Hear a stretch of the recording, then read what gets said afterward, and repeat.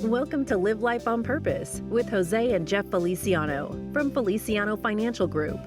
In this podcast, brothers and certified financial planner professionals, Jose and Jeff, explain that money is just a tool to achieve the things you want in life, a tool to make the decision to live life on purpose. They draw from years of experience to demonstrate that when your money aligns with your goals, you can live a purposeful life. Because when your vision is clear, your decision is easy.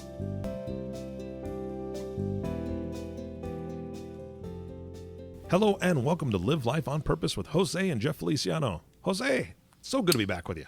I'm glad to be with you, no doubt about it. Yeah, and Jeff, you're here with the three of us again with lots of topics, right? Yes, sir. Life is good. All right. Well, the last podcast was fantastic. For those that have not heard it, go back and listen to it, especially if you've got a young family in your life, whether they're your kids or just people that you know. It's a financial checklist for young families.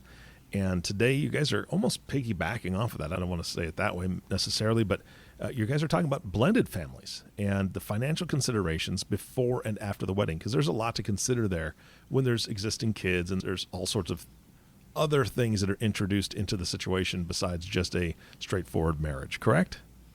Well, I tell you, it's a great topic. I mean, we see it all the time. I mean, you think of different families. I mean, they come in all different shapes, ages, sizes, and it creates a lot of challenging opportunities when it comes to divorces and blended families, and especially with property ownership, inheritances, estate planning, personalities. It's kind of really across the board. I read something the other day that said in the United States about 50%, and this is terrible, but 50% of married couples divorce. It's actually the sixth highest divorce rate in the world. Jeez. And subsequent marriages have even a higher divorce rate. It's 60%. And the 73% of third marriages end in divorce.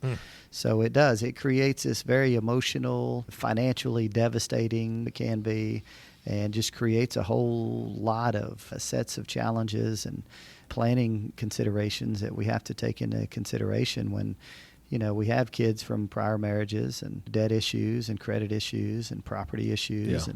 And so it's a very important topic that unfortunately is a fact of life. Well, we've got a list of 5 things that we're going to go through today. And as always, the gentlemen are going to provide this as a resource on the website. We'll talk about that at the end, or we'll give you the website information at the end. But they have a tremendous amount of resources, a ton of podcasts to listen to. So please go check those things out. You start your list off today with open communication. Any good relationship, being open and having good open communications is really the most important thing. Sometimes in couples it gets a little difficult because you always have the emotional aspect of it. But, the reality is it is best, especially with second marriages and, so forth, to have those discussions, to have financial discussions before getting married, to kind of just talk through, all right, hey, what was your experience? If you could have done it different, what would you have done different? If what are the things that are important to you? All right, here's what's important to me. Here's what I want to have happen. If something happens to me and for my kids, and inheritances and things of that nature. And, at the end of the day, it's how do you just open that communication with your potential spouse? The more you can put things on the table, the better. And sometimes it's better to have or engage someone else like a financial planner just to map out how those obligations and debt, occurs with spouses and future spouses. I would add, what I was going to say, I was just going to add on that, but, asking the hard questions, sometimes it's hard to ask each other the hard questions, but having a third party involved brings that out, which is a good thing. Yeah, and I was going to ask, I would assume, and maybe I'm wrong, but do you think is it different depending on the ages of the kids when the family is blended? So let's say there's a family that they get together and they've got one kid from previous marriages or whatever the situation is, and they're both young children, maybe 2 and 3 years old or 4 and 5 years old. That changes the dynamic of what you need to discuss as far as inheritances and all these other financial considerations compared to if you get together and the kids are maybe mid or late teens, because there's not as much time to have them as part of the family raised together. Do you see what I'm saying there? Do you see that difference? Yeah. I mean, you see it across the board. I mean, you see it sometimes mom or dad died, and then a number of years later you have one of the spouses remarry or just, an ugly divorce. There's so many different family factors and dynamics that goes into that. And it's a delicate situation, especially when you have young kids in the house. If they go through something tragic or they go through a couple of years of just fighting in the house. And, so there's so many different factors that create such an emotional response in these situations that, you almost have to take a little bit of a step back and kind of walk through. If you were to look at your life and what's important based on your experiences and, what you want out of life, what does that look like? What's important to you? And then, you've got to give the spouse equal time or really just pull it out of them so they can lay out what's important to them and the way they see things, and then kind of pull these things together. Because when kids are little, they're not self-sufficient. So there's a lot more, security. There's a lot more protective considerations. I mean, it's just a different thought process compared to, having kids that are young adults that are self-sufficient, that are starting families of their own, so it's such a difficult, experience for everyone to go through, that I think it just, you have to start, somewhere. And that's really just open communication, trying to get everything out in the open, get everything on paper, and then thinking through worst case scenarios. Something happens to you. What does life look like? All right, what is everything that was built prior to you guys getting married? What do you want to have happen there? And then, all right, at this point going forward, what do we want this to look like? And, especially when there's businesses involved and past inheritances and insurance proceeds. I mean, it's unfortunate, but it's one of those tough scenarios to walk through. Yeah, it's reality in a lot of cases, and you want somebody to walk through it with you. Jose, I know that obviously when two folks are getting together, they're already adults. Whether there's kids or no kids, credit scores and debt are a huge issue with any marriage, and I would assume that it's even more so if they're previously divorced because of things maybe the previous spouse has done.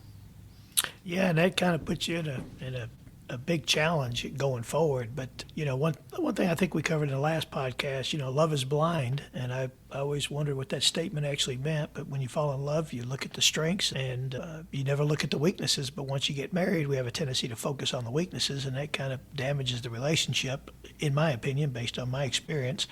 And then also trying to change somebody. I mean, it's some person's always had the habits there. We just overlooked it, and sometimes it could be spending habits, and so.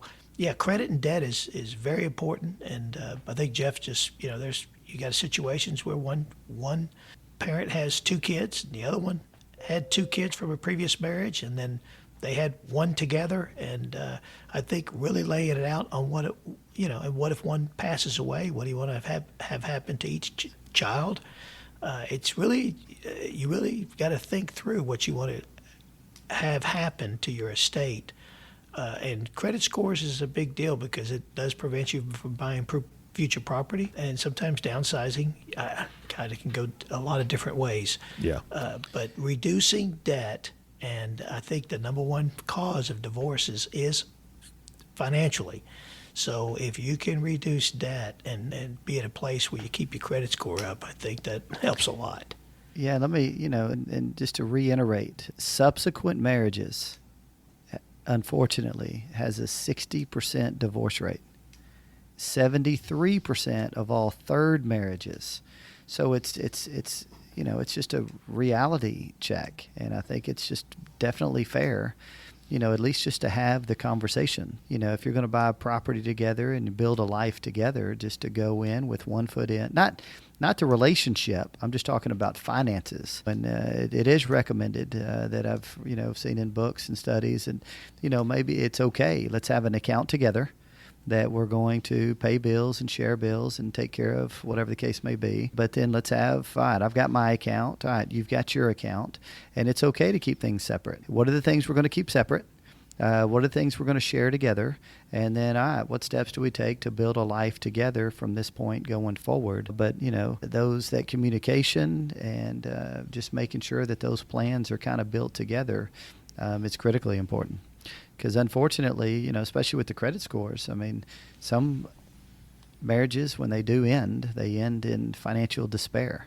And the ability to buy cars and buy houses and property and things like that. You know how the world is. I mean, everything's based off of credit.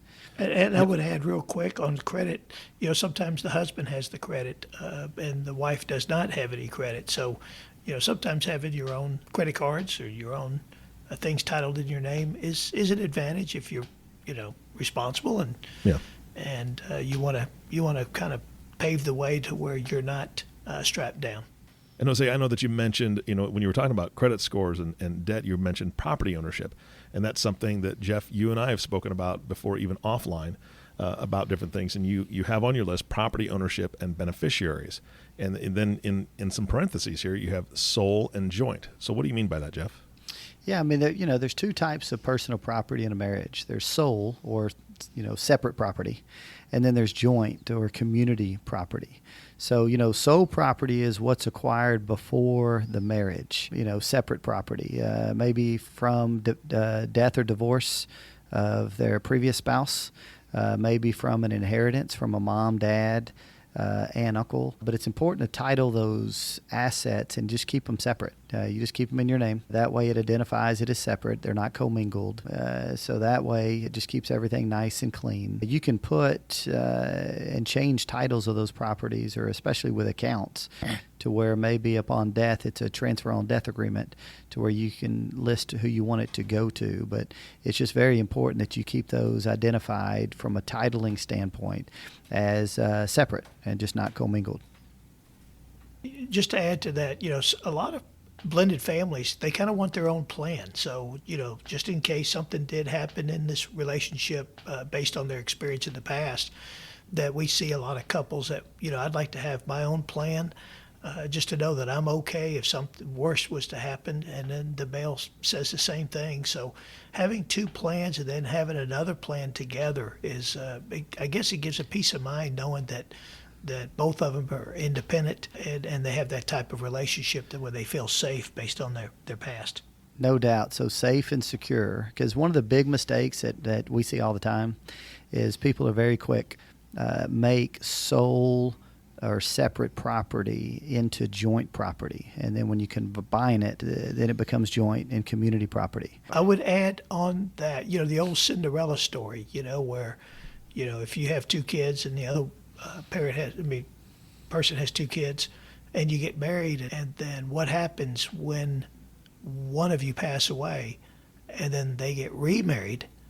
And we've seen situations where they disinherit the other kids. It becomes a mess. And I think that people don't intend it to be that way, but having your own game plan sometimes is a safer way to go, that whatever does happen to you, that that most people that we visit with, they want to keep their money down the bloodline, at least their part of the money, and it goes on to their kids, and it's very important to them. So just having that good communication.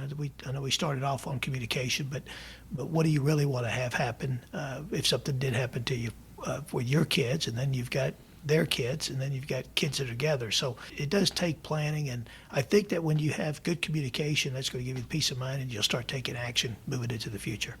Jose, that's a great point. Now, what do you do about lands and property and things like that? Oh, it's, I had a situation a few months back that second marriage, a couple were in their 60s. They've been married for 20 years, so good marriage, good relationship. However, at the end of the day, what was important was for her to be able to stay in the house, stay on the ranch. It was about 1,500 acres in West Texas. But ultimately, they wanted to make sure that the land stayed in the family and went to his kids. So if you think about that and put that in perspective, what do you do?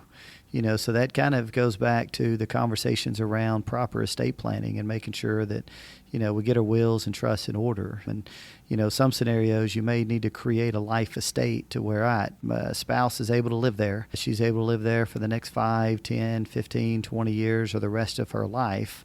But in the event that it's either sold or she was to pass away, then the land is to stay in the bloodline and pass down to his kids. So we've seen that quite a few times. We've also seen situations to where we needed to create an equitable value. So maybe the property and the house and so forth goes to the spouse, but we're going to take some of the estate and maybe buy some life insurance to create equal value in order to go to kids through inheritances and things of that nature.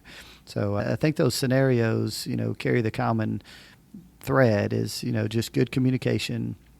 What do you want to have happen to, the estate and to the assets, and how do you take care of the new spouse, and how do you take care of your kids and keep things in the bloodline? You just have to think those things through, put on paper what's important to you, what you're trying to accomplish, and sometimes it's just getting a professional to sit in the room with you just to help you think through some things that you may not otherwise have considered, especially when taxes are involved and stepped up in basis is involved, and probate and things of that nature is involved.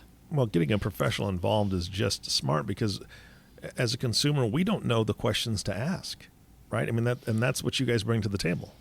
Yeah, when Jeff just mentioned taxes, if you've got a large estate, and we find that a lot of people ask themselves, how much is enough for my kids, and how much is enough for my spouse first, and then how much is enough for my kids, and then what am I going to do with this excess money? And there are charities and things that they care about, they've been involved in, or they want to give back to the community. So just thinking it all the way through and connecting the dots really gives you a peace of mind. And I think both sides feel heard and understood. And I think when you feel heard and understood, you tend to take action in an inspiring way instead of a kind of a needs-based way. All right. Well, that brings us to number 6, and I think that this kind of ties into the things you've just spoken about, insurance and protection. The thing that immediately comes to my mind is the business that we were just talking about earlier, and when Jeff talked about land. Sometimes you have family businesses that have 3 kids, and one is working in the business and the other 2 are not. And if something happens to you, then all 3 wants to be divided equally when one of the children actually helped you grow your business. And so it becomes a complicated situation, sometimes causes a lot of infighting, even amongst stepkids. So it is a complicated situation as far as, and that's where life insurance, and sometimes, what is life insurance? It comes up with money when you need it the most, when somebody's gone. So sometimes it fills the holes to where you can keep things going without having taxes force you to sell your property or force you to sell your business and put you in a situation where the family just breaks up. Hey, Jeff, anything to add to that? Yeah, I mean, I think it's important to just revisit all your insurance coverages, revisit your wills and trusts and power of attorneys. I couldn't tell you how many times I see life insurance policies that, people take out 10, 15 years ago that was appropriate at the time, but with all the changes in the insurance world and investment world and interest rates and that may not be appropriate for the current time. I couldn't tell you how many times I still see beneficiaries of ex-wives and ex-spouses on old life insurance policies and old retirement plans. But I think anytime there's a change in a family unit, anytime there's a change in family status or situation or goals and objectives, it's just very important that you do look at insurance, what protective measures are you putting in place, and just make sure that not only are they appropriate and they fit the times, but also that these things are titled correctly, beneficiaries are specifically named. That way we can avoid as much probate and keep things as private as possible. Because at the end of the day, I mean, these blended marriages, I mean, people are getting married for a reason because they love each other and they want to build a life together. We just see some of the things that happen on the other side. So as long as there's good communication, people are on the same page, and we've got a plan to, make sure that from a worst case scenario, everyone's taken care of and feels safe and secure and organized, then it's just better all the way around. Absolutely. That's, again, I think it all harkens back to communication like you started this podcast off with. Guys, for people that want to get the resources that you have, can you give them the website again? Yeah, it's www.felicianofinancial.com. All right. Guys, thank you so much for your time today. Another great podcast. I appreciate it. Good talking to you. You bet. Always enjoy it. All right. And our last thank you goes to you, the listening audience. Thank you so much for tuning in and listening to the Live Life on Purpose podcast with Jose and Jeff Feliciano. If you have not subscribed to the podcast yet, please click the subscribe now button below. This way, when the guys come out with a new podcast, it'll show up directly on your listening device. This makes it much easier to share these podcasts with your friends and family. Again, thank you so much for listening today. For everyone at Feliciano Financial, this is Eric Johnson reminding you to live life on purpose.